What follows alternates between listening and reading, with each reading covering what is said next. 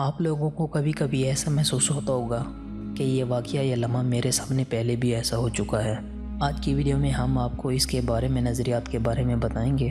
دوستو، آپ کو کبھی نہ کبھی ایسا تو لگا ہوگا کہ جو کام آپ کر رہے ہیں یہ آپ کے ساتھ پہلے بھی ہو چکا ہے، یا آپ کسی نئی جگہ پر جاتے ہیں تو آپ کو محسوس ہوتا ہے کہ ہم یہاں پہلے بھی کبھی آئے ہیں۔ ایک اندازے کے مطابق 90% لوگ اس چیز سے متاثر ہوتے ہیں۔ دوستو، اس حالت کو سائنسی نظریے میں دیجا وو کہا جاتا ہے، جبکہ فرانسیسی زبان میں اس کا مطلب ہے پہلے سے دیکھا ہوا۔ ویڈیو میں آگے بڑھنے سے پہلے آپ تمام دیکھنے والوں سے ہماری گزارش ہے ہمارے چینل ریس ٹی وی کو سبسکرائب کر لیں اور ہمارے فیس بک پیج ریس ٹی وی کو لائک کر لیں، تاکہ ہم جو بھی نئی ویڈیو اپلوڈ کریں وہ آپ تک بآسانی پہنچ سکے۔ دوستو، تقریباً ہر انسان اس دنیا میں دیجا وو کے حالات سے گزرا ہوتا ہے، لیکن علم کی پوری تاریخ میں آج تک موضوع کو سمجھنے کے لیے جس قدر بھی مفروضے قائم کیے گئے ہیں، ان میں سے کسی ایک پر بھی سچے دل سے ایمان لانے کو جی نہیں چاہتا۔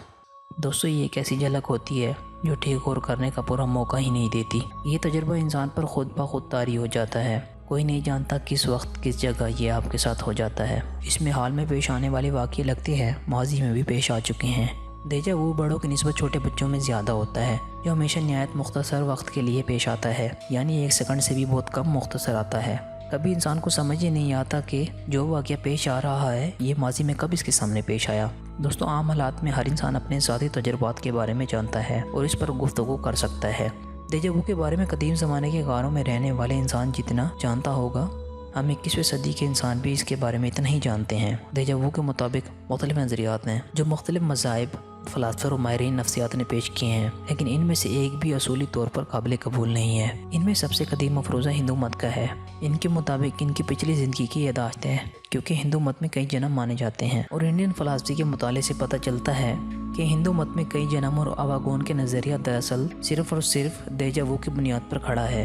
ان کا یہی لاجک ہے جو ہمیشہ سے جنم کے چکر کے نظریے کو کھڑے رکھنے میں مدد دیتی ہے۔ ہندو مت کا یہ نظریہ ہے۔ دیجا وو کے متعلق دوسرا نظریہ یہ ہے کہ جب ہم لوگ سو رہے ہوتے ہیں تو ہماری روح ہمارے جسم سے نکل کر کچھ کام کرتی ہے، اور وہ کام ہمارے نیند سوئے ہوئے دماغ میں محفوظ ہو جاتی ہے، اور پھر جب ہم وہ کام کرتے ہیں تو ہمیں ایسا لگتا ہے کہ ہم نے یہ پہلے بھی کیا ہے۔ دیجا وو کا تیسرا نظریہ یہ ہے کہ ہمارا دماغ ہر وقت کچھ نہ کچھ سوچتا رہتا ہے اور اس کے اندر کوئی نہ کوئی گردش ہوتی رہتی ہے۔ دیجا وو کا چوتھا نظریہ یہ ہے کہ جب ہم پیدا ہوتے ہیں تو ہم اپنے ماں باپ پر جاتے ہیں، ہماری کچھ عادات، جسم کے کچھ حصے، ہمارا چہرہ کسی نہ کسی حد تک ماں باپ پر جاتا ہے۔ اسی دوران ہمارے اندر ماں باپ کی کچھ یادیں بھی آ جاتی ہیں۔ دیجا وو کا پانچواں نظریہ یہ بھی ہے کہ انسان کے دماغ میں ایک شریان ایسی ہوتی ہے جس کے دبنے سے ہمارے دماغ کو ایسا لگتا ہے کہ یہ کام ہم پہلے بھی کر چکے ہیں۔ دوستو، بابائے نفسیات فرائڈ کے نزدیک دیجا وو کن وجوہات سے پیش آتا ہے، جن میں سب سے قابل ذکر وجہ یہ ہے: آپ نے کبھی کوئی خواب دیکھا ہوتا ہے جس کا جزیہ آپ کے لاشعور میں محفوظ ہو جاتا ہے، لیکن آپ کو یہ کبھی یاد ہی نہیں رہتا کہ آپ نے ایسا کوئی خواب دیکھا ہے۔